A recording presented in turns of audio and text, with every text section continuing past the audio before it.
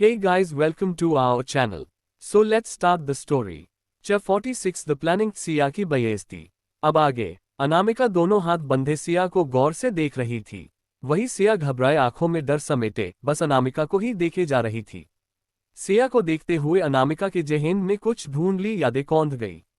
सिया राठौर, रंजीत राठौर और उसकी पहली पत्नी कृति राठौर की बेटी, जिसके जन्म के तुरंत बाद ही कृति की मौत हो गई थी। रंजीत और कृति जी की शादी दादी माँ ने करवाई थी, क्योंकि उन्हें कृति पहली नजर में ही भा गई थी। पर रंजीत राठौर कमीनी से प्यार करता था, इसलिए दादी के कहने पर उसने जबरदस्ती शादी के लिए तो हाँ कर दी, लेकिन कभी उसे सम्मान और प्यार नहीं दिया। फिर जब एक दिन नशे में उसने अपनी हद पार कर दी, जिसके कुछ दिन बाद ही कृति को पता चला कि वो मां बनने वाली है। लेकिन ये बात रंजीत और कमीनी को पसंद नहीं आई। रिश्ते और बिगड़ गए। सिया को जन्म देने के बाद ही कृति की मौत हो गई थी, जिससे दादी दादा के अलावा किसी को भी फर्क नहीं पड़ा। कुछ दिन बाद ही रंजीत ने कमीनी से शादी कर ली थी और सिया को भी दादी माँ घर ले आए। रंजीत ने कभी सिया को नहीं अपनाया था, लेकिन कमीनी को उसे दिखावे के लिए ही सही पर अपनाना पड़ गया था। लेकिन जैसे जैसे वक्त बिता अंडस्को कमीनी के दिल में सिया के लिए नफरत भर गई और यही से सिया की जिंदगी बद से बदतर हो गई। उसकी जिंदगी बस दूसरों के ताने, करवाहट और तिराशकर से भर गई।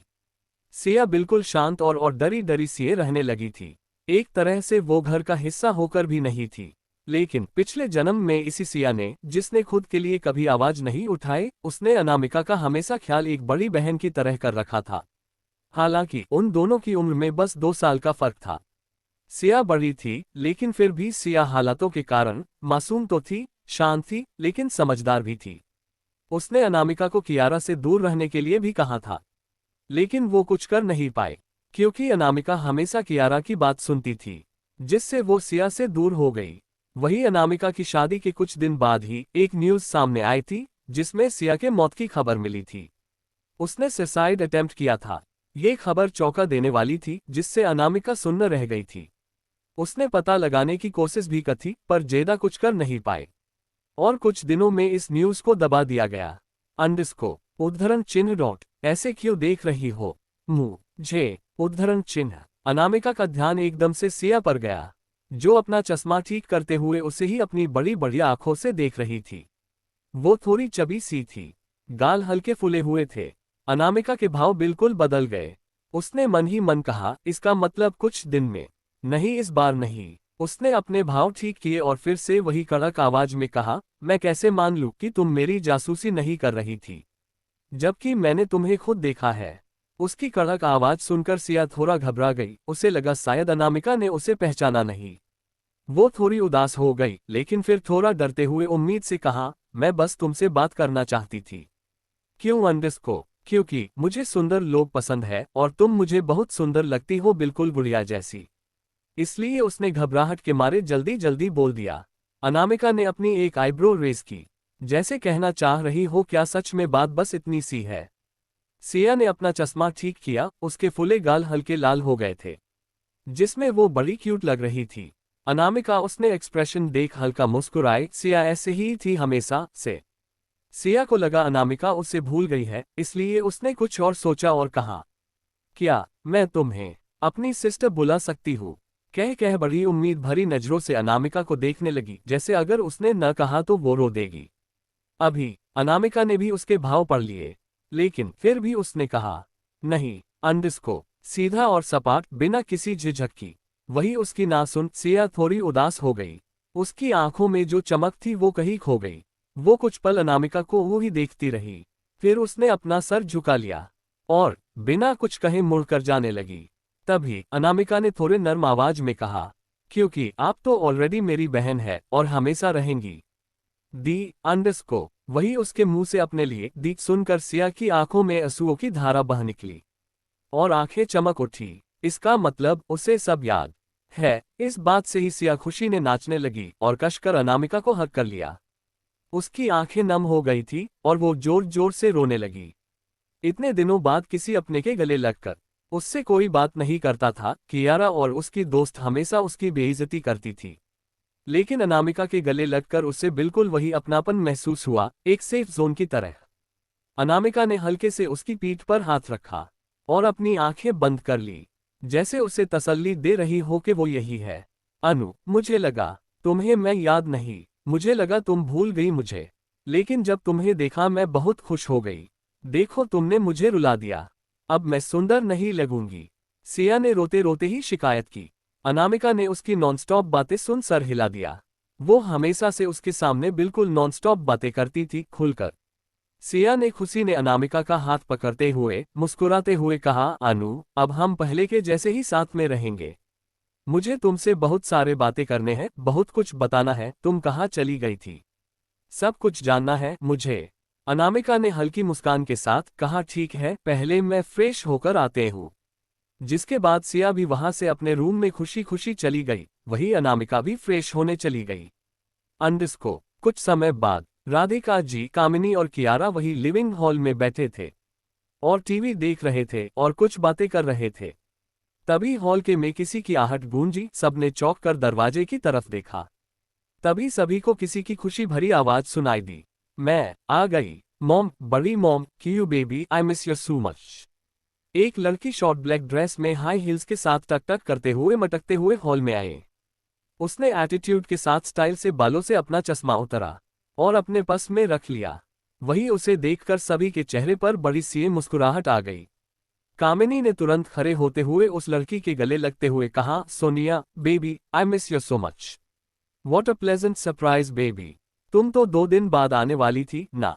कामिनी ने हैरानी और खुशी के साथ कहा। मॉम, क्या आप खुश नहीं हैं मुझे देखकर? वो लड़की यानी सलोनी ने नाराजगी से कहा। सोनाली कामिनी के बहन की बेटी है, जिसकी मौत एक कार एक्सीडेंट में हो गई थी। कामिनी को तो कोई बच्चा नहीं था, तो उसने सोनाली को अपना लिया अपनी बेटी के तरह, और तब से सोनाली यही सबके साथ रहती थी।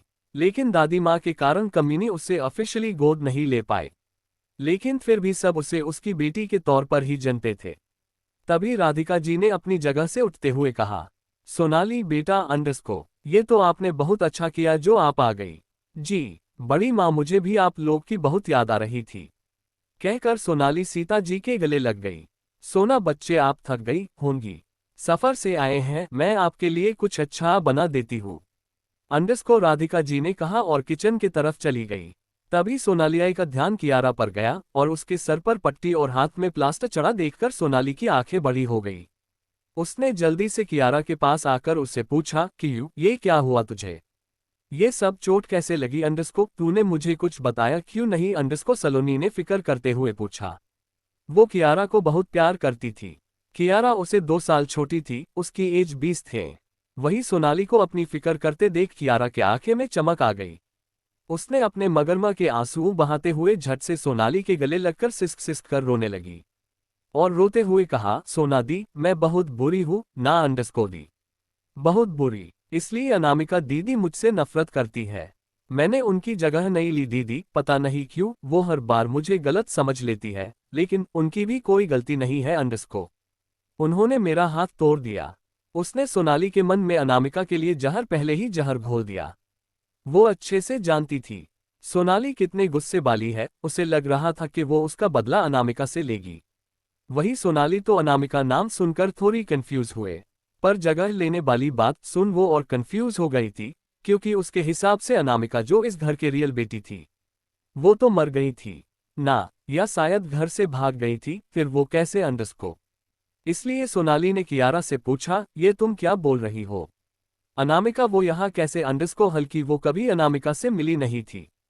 कियारा ने शुरू से अंत तक सब कुछ सोनाली को अलग ही तड़का लगाकर बताया, जैसे उस पर कितना अन्याय हुआ है। वही उसकी बात सुन सोनाली गुस्से से लाल हो गई। उसके हिसाब से तो कियारा कितनी मासूम है और उस लड़की ने आते के साथ उसे नुकसान पहुंचाया, और सबसे बड़ी बात वो इस घर की असली बेटी है, तो खतरा तो उसके लिए भी बराबर का था। उसने कियारा के आंसू पोंछते हुए कहा, क्यों तू चिंता मत कर, उसे तो हम मिलकर सबक सीखेंगे। तभी सिया वहां से गुजर रही थी, जिसे देख दोनों का मुंह बिगड़ गया। सबसे ज्यादा तो सोनाली का। उसे सिया से अलग ही तरह के चीड़ और नफरत थी। उसने तुरंत उसे आवाज देकर कहा, अरे ओ हाथी, अंडस्को कहाँ चली? इधर आओ। सोनाली खुद जाकर सोफे पर महारानी की तरह बैठ गई। कियारा भी वही बैठी थी, जैसे अब कोई एंटरटेनमेंट शो चलने वाला हो। वही सिया का गला सूख गया। उसे सोनाली से बेहद डर लगता था, इसलिए वो ज्यादा सामने नहीं आती थी। लेकिन फिर ज्यादा न सोचते हुए वो धीरे से डरते डरते मुड़ी। उसने एक लौस्ती शर्ट और पैंट पहना था। हाथों के उंगलियां एक दूसरे से फंसी बराबर हरकत कर रही थी। तभी सोनाली ने गुस्से से कहा, अंधे तो पहले ही हो तुम अंडस्को। क्या बेहरी भी हो गई हो, जो सुनाए नहीं दे रहा। मैंने कहा इधर आओ अभी इसी वक्त। अंडस्को, आगे क्या करेगी सोनाली सिया के साथ? च 47 ह्यूमिलिटेशन थप्पड़। अब आगे। सोनाली की बात सुन सिया के आंखों में आंसू आ गए। उसने सर उठाकर एक नजर कामिनी को देखा, जो चुपचाप मुंह फेरे खड़ी थी, जैसे उसे कोई फर्क ही नहीं पड़ता हो। उसने सोनाली और कियारा दोनों को देखा, जिसके चेहरे पर उसे सिर्फ अपने लिए मजाक उड़ाने वाली हंसी थी।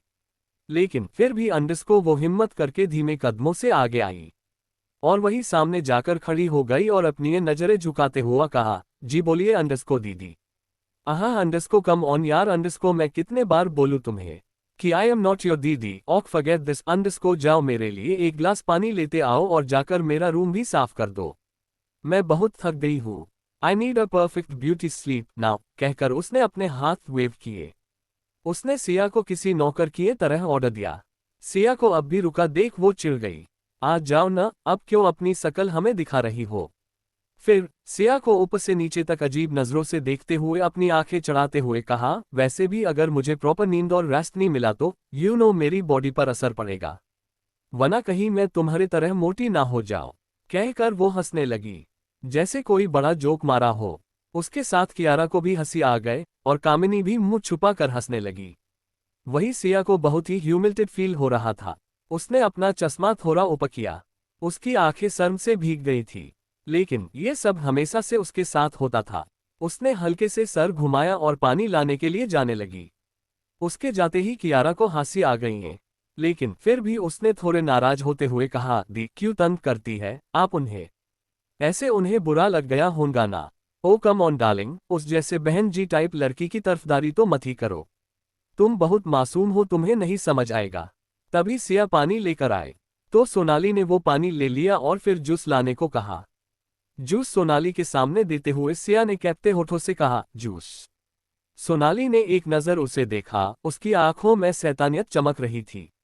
उसने जानबूझकर जूस लेते समय जूस का ग्लास छोड़ दिया, जिससे सारा जूस उसके यानी सोनाली के कपड़े पर गिर गया। अरे ये क्या किया तुमने? एक काम ढंग से नहीं होता है, इस लड़की से बस खाना आता है और कुछ नहीं।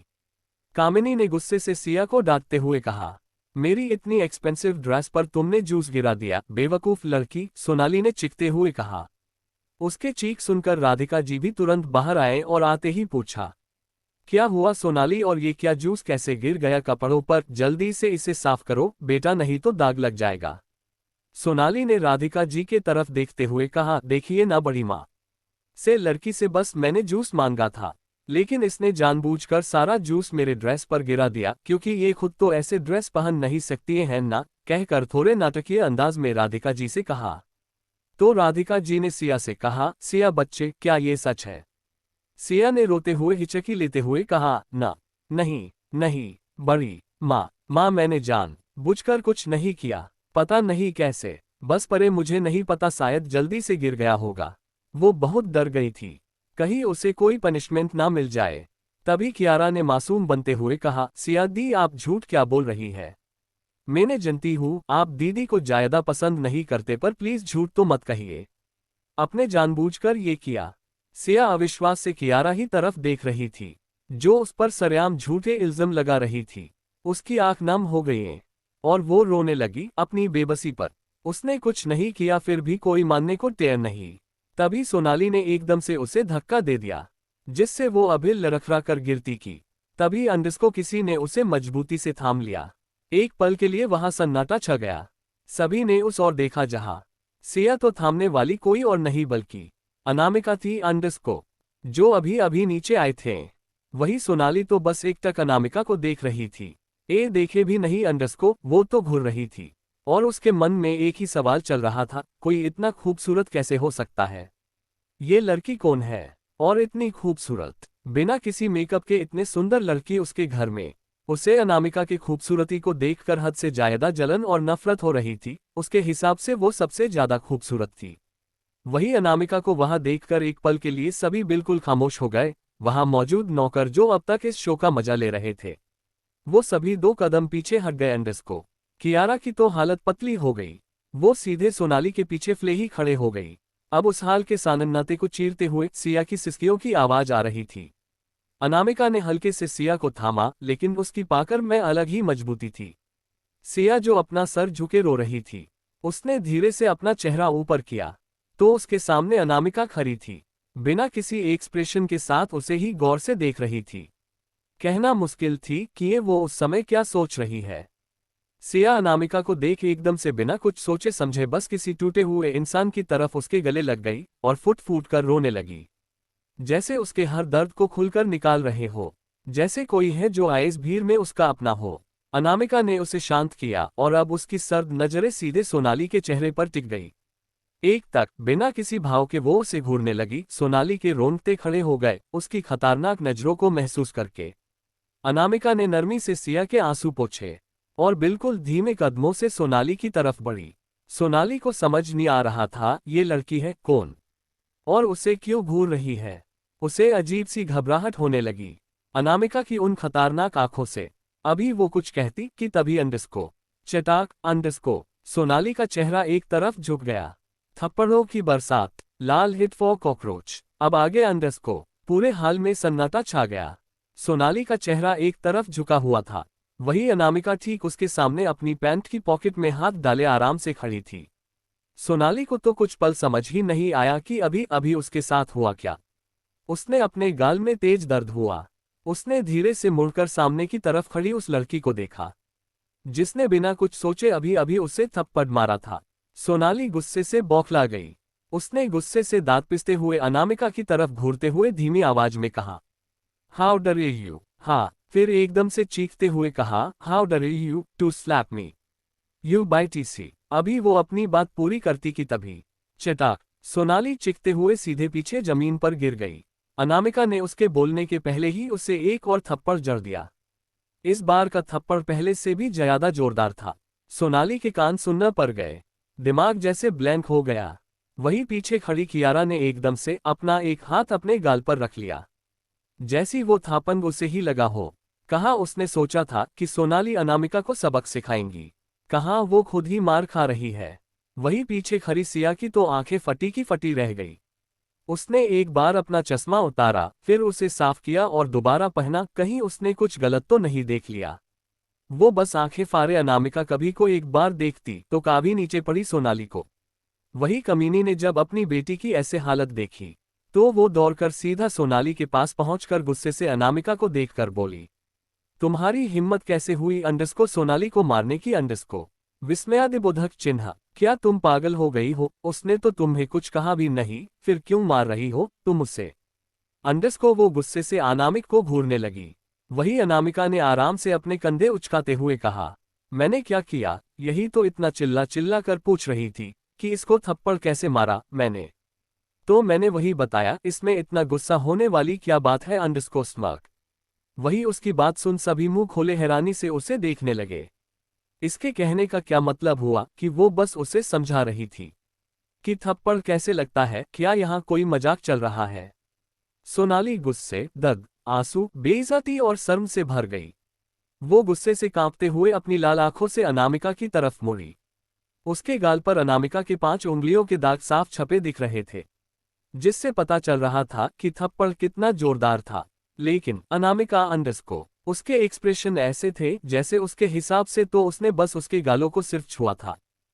सोनाली झटके से खड़ी हुई और गुस्से से चिल्लाए, तुमने मुझे थप्पड़ मारा? तुम होती कौन हो मेरे ही घर में मुझे थप्पड़ मरने वाली?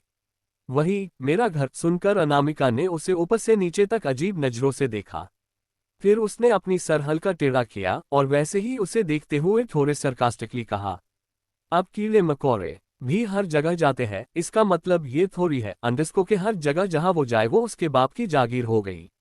और तुम तो उन कीड़े मकोड़े से भी बदतर हो जो दूसरे के घर को अपने बाप की जागीर समझकर भनभाना रही हो।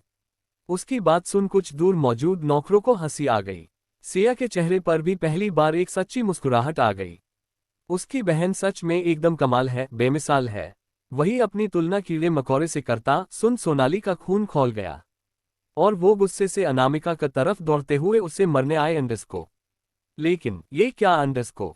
तभी अनामिका आराम से अपनी जगह से हट गई, जिसके कारण सोनाली अपना बैलेंस खोकर सीधा मुंह के बल हाथ पैर फैलाए सीधा जमीन पर सीधा सिया के पैरों के पास गिर गई और एक बार फिर उसकी चीख निकल गई। ये सिचुएशन सच में उसके लिए उसकी जिंदगी की सबसे शर्मनाक पल था। एक नौकर ने धीरे से हंसते हुए कहा, ये तो बिल्कुल फैले हुए मेघ जैसी लग रही है। वही उसकी बात सुन उसके पीछे खड़ी एक नौकर को हंसी आ गई और सोनाली के देखने के पहले ही वो चुप गए। वही सोनाली को इस बार उसकी नाक पर जोर से चोट लगी। वो जोर जोर से रोने लगी, बहुत दर्द हो रहा था उसे। सोनाली से धीरे से रोते हुए अपना सिर उठाया और उसका चेहरा देख। वही इस बार सिया कभी हंसी छूट गई। उसने बहुत मुश्किल से खुद को कंट्रोल करके रखा था, लेकिन गिरने से सोनाली की आई नाक पकौड़े की तरह फूल गई थी। अनामिका ने अफसोस से अपना सर हिलाते हुए कहा, लगता है इसकी अकल सच में घुटनों में है या उससे भी नीचे। ओह, मैं तो भूल ही गई, ये तो कीड़े मकोड़े की प्रजाति से है, इसलिए थप्पड़ लगने के बाद भी इधर से उधर फरफराने की आदत कैसे जाएंगी? दी, थोड़ा पीछे हट जाओ, कहीं ये लाल कॉकरोच तुम्हें कट न ले। अनामिका ने सोनाली का मजाक उड़ते हुए सिया से कहा, क्योंकि सोनाली का चेहरा बिल्कुल लाल हो गया था और रोने के कारण उसकी आंखों का काजल फैल गया था, जिससे वो बिल्कुल चुड़ैल लग रही थी। राधिका जी ने गुस्से से कहा, ये क्या हरकत है, तुमसे बड़ी है वो और तुमने उसे थप्पड़ मारा, क्या तुम इतनी बदतमीज हो गई हो? अरे शांति से एक दिन गुजरने क्यों नहीं गुजरने देती तुम हमें? वो तो ये बड़ी बली कॉकरोच है। हम, अरे रामू काका जरा किचन से लाल हिट लेकर आना। तो यहाँ एक बड़ी कॉकरोच घर में घुस गई है और यहाँ जमीन पर फैली हुई है। अनामिका ने राधिका जी की बातों को इग्नोर करते हुए कहा। अनामिका ने सामने खड़े एक बूढ़े आदमी यानी रामू काका को आवाज दी। वही उसकी डिमांड सुन रामू काका के साथ सभी नौकर मुंह छुपाकर हंसने लगे। और क्या कहा आपने? शांति चाहिए आपको, अनामिका ने राधिका जी की तरफ मरते हुए कहा। मुझे बहुत दुख के साथ कहना पड़ रहा है कि अंडस को अफसोस, शांति तो अब आपके नसीब में ही नहीं है अंडस को। राधिका जी उसकी बात सुन स्पीचलेस हो गई और बस गुस्से से उसे घूरते हुए सोनाली के पास गई। सोनाली जो अब जामन पर अपनी नाक पकड़े रोए जा रही थी, अपने लिए कॉकरोच और लालहित स्प्रे करने की बात सुन अविश्वास से अनामिका की तरफ देखने लगी। इस घटिया लड़की का क्या मतलब है कि वो एक कीड़ा है जो भावनाता है और कीड़े में भी कॉकरोच छी। और क्या कहा इसने अभी के वो उस पर लालहित स्प्रे करेगी? वो इंसान है, कोई जानवर नहीं। ये सब सोचकर और सुनकर सोनाली का गुस्सा सातवें आसमां पर चढ़ गया। वही राधिका जी और कमीनी बस गुस्से से अनामिका को घूरे जा रही थी। तभी एक बार फिर सोनाली गुस्से से कांपते हुए खड़ी हुए और चीखते हुए कहा, तुम घटिया लड़की, तुम्हें छोड़ूंगी नहीं मैं। वो आगे बढ़ी कि तभी उसने अपने बगल में खड़ी सिया को देखा जो अपने मुंह पर हाथ रखे हंसी जा रही थी। सोनाली को और गुस्सा आया। उसने दांत पिसते हुए कहा, बहुत हंसी आ रही है न तुझे? रुक अंडस को। सिया एकदम से डर गई। सोनाली ने एकदम से सिया को मारने के लिए अपना हाथ उठाया ही था कि तभी अंडस को किसी ने कसकर उसका हाथ पाकर लिए। वो कुछ समझ पाती कि तभी चटाक, तुम अंडस को, चटाक चटाक अंडस को। लगातार एक के बाद एक थप्पड़ सोनाली के चेहरे पर पड़े। हर थप्पड़ पहले से दुगना ताकत से मारा गया था। अनामिका जो अब तक भी मजाक कर रही थी, लेकिन जैसे ही सोनाली ने सिया को तकलीफ पहुंचने की कोशिश की, उसकी आंखें सख्त हो गई। वो अब लगातार सोनाली पर थापड़ों की बरसात कर रही थी। ये सब इतना जल्दी हुआ कि किसी को भी समझने का कुछ मौका ही नहीं मिल। राधिका और कमीनी की आंखें खौफ से भर गई। सिया भी एक पल अनामिका को देखकर कांप गई। कियारा की हालत तो और खराब हो गई। वही सोनाली, उसको तो जैसे उसके सारी जिंदगी के पापों का फल एक साथ मिल रहा हो ऐसा महसूस हो रहा था। वो लगातार रोए जा रही थी। उसका पूरा गाल सुन्न पर गया था और अनामिका का थप्पड़ इतना जोर का था कि उसके सामने के दो दांत टूट गए थे। उससे अनामिका के रूप में मौत नजर आ रही थी।